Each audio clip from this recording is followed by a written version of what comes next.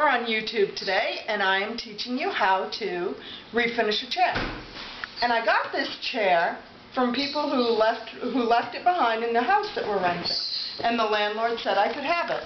So you ask, why am I refinishing it? And I'm refinishing it because there's cat hair just embedded in it, and so I'm going to take the covering off and redo it.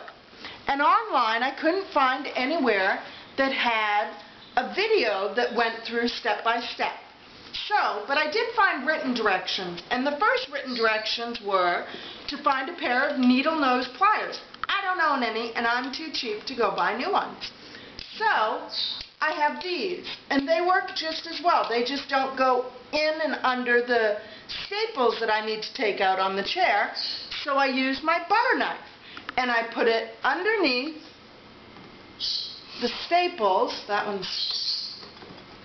Put it underneath the staples, and you don't have to worry too much about the fabric that you're taking off, because you're throwing it away, unless you're super frugal and you're going to save it for another project.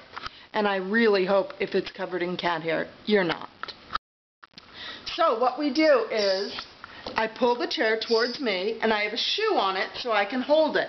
My left hand doesn't work very well, so I give it extra help. So I put a shoe on it so it doesn't cut into me. And I push this up because you have to get to the staples, and I go underneath the fabric, and I pull up a little bit with my butter knife.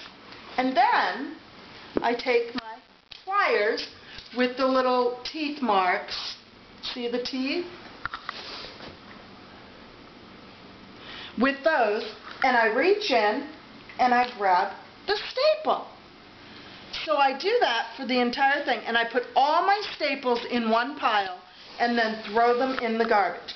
The first thing I did, I just threw it in the garbage. See, I throw it in the garbage. And you must have a garbage with you so that you can throw stuff away. The first thing I did was I removed the icky bottom of it, and I'm going to use the word icky a lot until I get my new fabric, and because this is covered in icky cat hair. So I took off the black bottom, the covering of the chair. I greased my springs so that they'll work, because my chair actually rotates and it needs a little more greasing. And I cleaned up the cat hair. So the next thing I did is I start removing the flap from the bottom of the chair. And I did that with this. And every piece that you remove, you set aside for your pattern to rebuild your chair. And a chair this size needs about 6.5 yards of fabric. I saw it on a website. I don't know what the website was, but I saw it on a website, and I took their word for it. So I went on eBay, and that's probably the best place. I've gone to many sites for upholstery fabric, and I went to eBay. And I looked and looked for days. How many days, Maxwell? 3 days. 3 days. I looked for 3 days for the fabric. And I looked and looked. That's all I did, except bike ride. And You haven't gone for a bike ride. so I finally found a fabric for $9.99 for 12 yards, which is plenty of fabric. But the fabric was cut in half. It was only 2 pieces of 6 yards each, which I'm going to be cutting it up, so it didn't matter. You don't need a perfect piece of fabric. It doesn't need to be one long piece.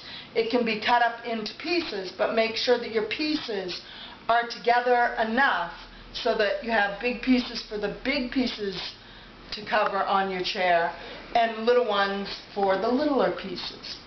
So I did have fabric at my house, but I didn't have enough of this. I'll just make some purses out of that. And I didn't have enough of this.